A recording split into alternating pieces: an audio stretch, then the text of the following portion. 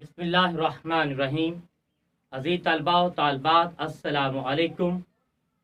खुदाए lump यज़ल के हुजूर दुआ गो हूँ कि आपको मेरा ये लेक्चर ईमान और यकीन की बेहतरीन कैफियत के साथ देखना नसीब हो। अज़ीज़ तलबा व तालबात, आज के लेक्चर का बिला ताख़ीर आगाज़ करते हैं। हमारा आज का लेक्चर है गज़ल का तारुफ। गज़ल किसे कहा जाता है? अज़ीज़ तलबा, लुग़वी एतबार से गज़ल के मायने होते हैं औरतों से बातें करना या औरतों की बातें करना। एक बार फिर सुन लीजिएगा, गज़ल के मायने होते हैं औरतों से बातें करना या औरतों की बातें करना। गज़ल की तारीफ़ करते हुए हमारे एक अजीम शायर कैस बिन राज़ी ने फरमाया था कि जब हिरन शिकारी कुत्तों के हाथों ज़ख्मी हो जाए, घायल हो जाए और उसके मुंह से जो दर्दनाक और अंधोनाक चीख बरामद होती है, उस चीख को भी गज़ल कहा जाता है। गोया कि हम कह सकते हैं कि दुख दर्द का इजहार गज़ल के अंदर किया जाता है। आहब का नाला फगा की बातें गज़ल का अहम मौजू रही हैं। और इसके अलावा बेटा ये बात भी समझ लीजिएगा कि गज़ल का आगाज़ कहाँ से हुआ। ये इंतहाई अहम सवाल है। क्योंकि हमने गज़ल पढ़नी है तो कोशिश करेंगे कि गज़ल से मुतालिका कई अहम बातें अच्छी तरह समझ लें। तो हमारा ये सवाल जहन में पैदा होता है कि गज़ल का आगाज़ कहाँ से हुआ। दुनिया जहान के अंदर बेशुमार ज़बानें मौजूद हैं। इंग्लिश ज़बान मौजूद है, अरबी ज़बान मौजूद है, लातीनी ज़बान मौजूद है। हम सोचने पर मजबूर होते हैं। जहन में ये सवाल पैदा होता है कि गज़ल का आगाज़ कहाँ से हुआ, किस ज़बान से गज़ल का आगाज़ होता है। जब हम तारीख़ की किताबें देखते हैं, अदब की किताबों को खंगालते हैं, तो ये बात हमारे ऊपर रोज़े रोशन की तरह आया हो जाती है, वाज़े हो जाती है कि गज़ल का आगाज़ फ़ारसी ज़बान से हुआ। गज़ल का आगाज़ फ़ारसी ज़बान से हुआ।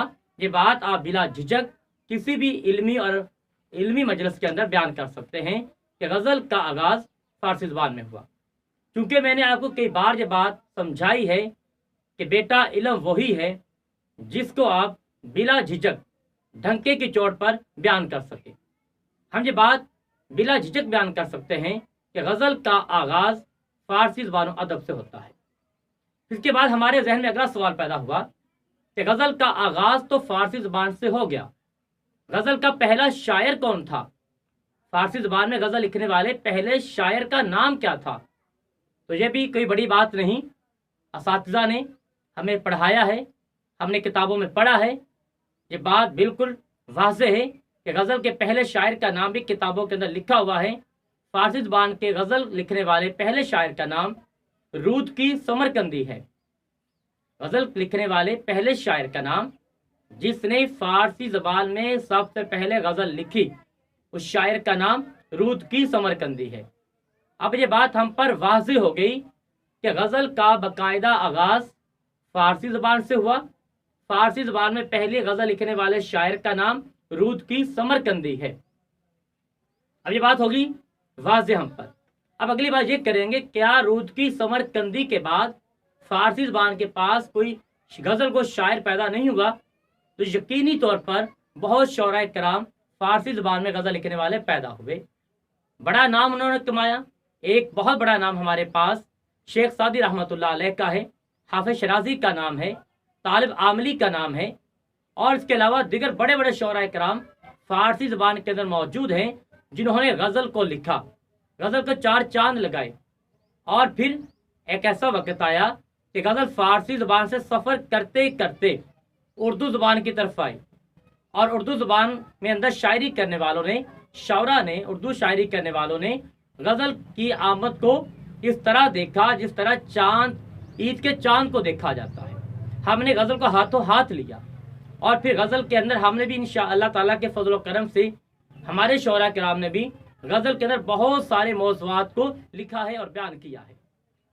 अब बात यह है कि फ़ारसी ज़बान के बाद जब गज़ल उर्दू ज़बान की जीनत बनी, तो उर्दू ज़बान में सबसे पहले गज़ल लिखने वाले शायर का नाम क्या था? बहुत अहम सवाल है। क्योंकि हमने 4 साल गज़ल पढ़नी है, गज़ल की शरह बयान करनी है, तो इसलिए हमें पता होना चाहिए चंद एक बुनियादी बातों का जो गज़ल के हवाले से इंतहाई अहम है। तो ये बात मैं यहाँ पर वाज़ेह कर दूँ कि फ़ारसी के बाद जो पहला शायर जिसने उर्दू के अंदर गज़ल लिखी है उसका नाम वली दक्नी है। अब ये बात को मैं फिर वाज़ेह करता जाऊँ। सबसे पहले गज़ल फ़ारसी ज़बान में लिखी गई। फ़ारसी ज़बान में गज़ल लिखने वाले शायर का नाम था रूदकी समरकंदी। फिर उसके बाद मुख्तलिफ शोरा कराम फ़ारसी के अंदर लिखते गए। क्योंकि हमारा मौज़ूए बहस फ़ारसी ज़बान नहीं है, हमने उसको वहीं छोड़ दिया। और फिर हमने देखा उर्दू के अंदर पहले गज़ल किसने लिखी, तो उर्दू में पहले गज़ल लिखने वाले शायर का नाम हमारे सामने आया, वली दक्नी। अब आगे हमारा सारा सिलसिला गज़ल के हवाले से जो हम पढ़ेंगे वो उर्दू शायरी होगी, उर्दू गज़ल होगी।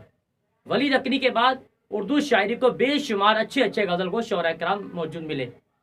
वली दक्नी के बाद जनाब मिर्ज़ा अब्दुल कादिर बैदर साहब, उसके अलावा जनाब मिर्ज़ा असदुल्लाह गालिब साहब, मीर तकी मीर, जनाब ख्वाजा हैदर अली आतिश, जनाब इमाम बख्श नासक और अजीम शायर हसरत मोहानी, जिन्होंने शायरी के अंदर बहुत बड़ी तब्दीली की।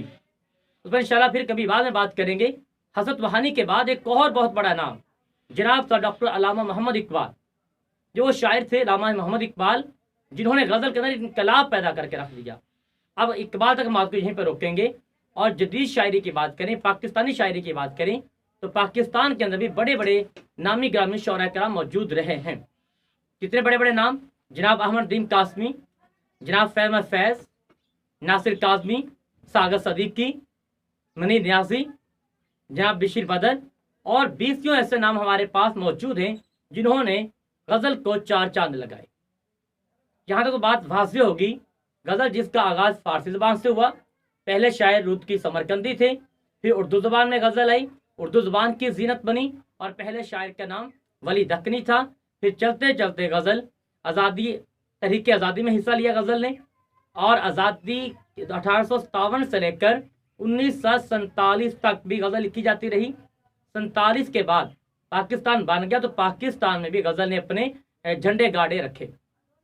अब बेटा हम बात करेंगे एक अजीम शायर जनाब मीर तकी मीर की, जो आपकी सबक के अंदर शामिल है, जो आपके निसाब में शामिल है। आपके निसाब में जो पहला शायर शामिल किया गया है उसका नाम जनाब मीर तकी मीर है। मीर तकी मीर की पैदाइश 18 मई 1723 है। फिर सुन लीजिएगा, मीर तकी मीर ने 18 मई 1723 को बामकाम आगरा में जन्म लिया। तो आगरा में 18 मई 1723 को पैदा हुए। और मीर तकी मीर अभी छोटे ही थे कि उनके वालिद ने उन्हें एक सबक दिया था कि बेटा इश्क इख्तियार कर। अब उनके बाप का नाम था, पहले उनके बाप का नाम बताता जाऊं, उनके बाप का नाम था मीर मोहम्मद मुत्तकी। इंतहाई दरवेश इंसान थे, सूफी इंसान थे। अब एक सूफी ने अपने बेटे को कहा कि बेटा इश्क इख्तियार कर। अब ये बात हमारे जहन के अंदर अच्छी तरह पुख्ता होनी चाहिए कि एक दरवेश का ये कहना कि बेटा इश्क इख्तियार कर, उससे क्या मुराद हो सकता है। यकीनी तौर पर एक ऐसा बाप जो दरवेश है, जब इश्क की बात करेगा तो उसके नज़दीक इश्क से मुराद कोई आम इश्क नहीं होगा, बल्कि इश्क से मुराद अल्लाह सुब्हानहू तआला के साथ प्यार और हुज़ूर नबी करीम सल्लल्लाहु अलैहि वसल्लम के साथ बेपनाह मोहब्बत होगा। उसके बाद बेटा ये सुन लीजिएगा कि मीर तकी मीर अपने रोज़गार के सिलसिले में दिल्ली भी गए और लखनऊ भी गए। इसकी तफसीलात इंशाल्लाह हमारे अगले लेक्चर में मौजूद होंगी। और मीर तकी मीर ने 23 सितंबर 1810 को वफात पाई। जब उन्होंने वफात पाई तब उनकी उम्र 87 बरस थी। आज के लिए यही बातें काफ़ी हैं। बातों को फिर समझ लीजिएगा। हमने गज़ल पढ़ा, गज़ल के मानी थे औरतों से बातें करना या औरतों की बातें करना। फिर हमने ये सोचा कि गज़ल का आगाज़ कहाँ से हुआ, तो हम असातिज़ा की किताबें पढ़ने के बाद इस नतीजे पर पहुँचे कि गज़ल का आगाज़ फ़ारसी ज़बान और अदब से हुआ। फ़ारसी के बाद गज़ल ने उर्दू की तरफ रुख किया और उर्दू के पहले शायर जिन्होंने गज़ल लिखी उनका नाम वली दक्नी था। वली दक्नी के बाद बेशुमार शोरा कराम हमें मिले जिन्होंने गज़ल लिखी, और आहिस्ता आहिस्ता गज़ल लिखते लिखते 1857 1947 तक गज़ल आई। 47 के बाद जब पाकिस्तान बन गया तो पाकिस्तान में भी गज़ल लिखने वाले नामी ग्रामी शोरा कराम मौजूद थे। ठीक है बेटा, फ़ी मानिल्लाह, अस्सलाम वालेकुम।